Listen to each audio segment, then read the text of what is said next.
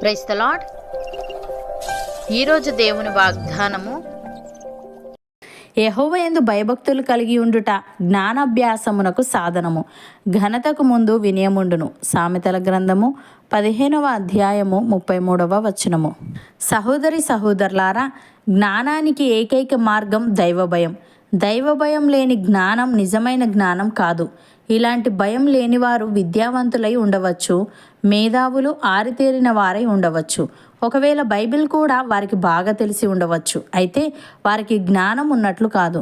యెహోవా యందు భయభక్తులు కలిగి ఉండుట జ్ఞానాభ్యాసమునకు సాధనమని వ్రాయబడి ఉంది. ఒక నేరస్తుడికి జైలు అంటే పోలీసులంటే ఉండే భయం వంటిది కాదిది.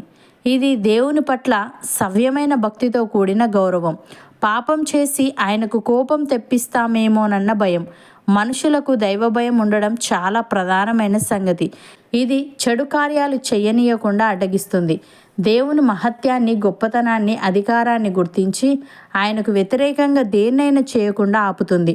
అలాగే ఘనతకు ముందు వినయముండునని వ్రాయబడి ఉంది. ఈ విషయంలో యేసుక్రీస్తు మనకు గొప్ప మాదిరి. ఆయన తన జీవితకాలం అంతట్లోనూ ఈ లక్షణాన్ని స్పష్టంగా కనుపరిచాడు. సరిగ్గా క్రీస్తుకున్న మనస్తత్వమే విశ్వాసులకు ఉండడం, ఆయన ఆలోచించినట్టుగానే విశ్వాసులు ఆలోచించడం చాలా ప్రాముఖ్యం.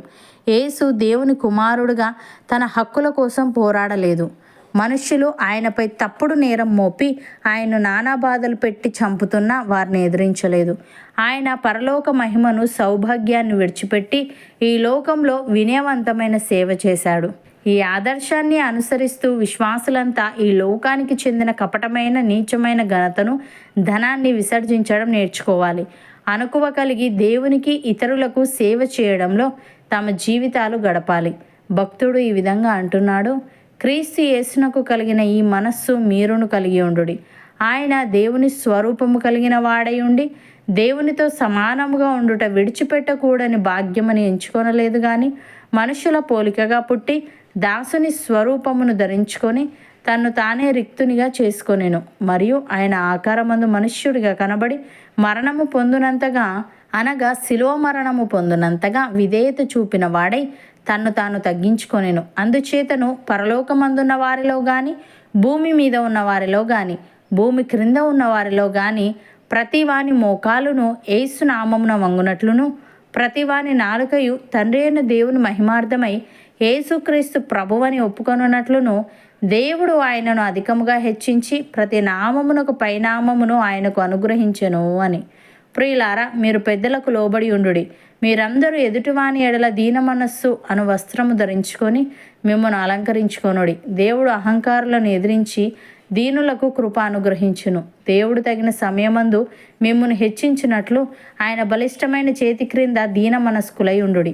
యేసయ్య పిలువబడిన వారు భోజన పంక్తిని, అగ్రపీఠములు ఏర్పరచుకొనుట చూచి వారితో ఈ ఉపమానము చెప్పెను: నిన్నెవరైనాను పెళ్లి విందుకు పిలిచినప్పుడు అగ్రపీఠము మీద కూర్చుండవద్దు. ఒకవేళ నీకంటే గనుడు అతని చేత పిలువబడగా నిన్నును అతన్ని పిలిచినవాడు వచ్చి ఇతనికి చోటిమ్మని నీతో చెప్పును. అప్పుడు నీవు సిగ్గుపడి కడపటి చోటున కూర్చుండసాగుదువు.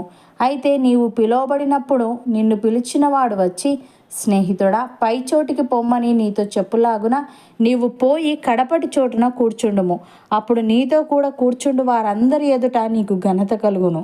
తన్ను తాను హెచ్చించుకొను ప్రతివాడును తగ్గింపబడును, తన్ను తాను తగ్గించుకొని వాడు హెచ్చింపబడును అని చెప్పెను.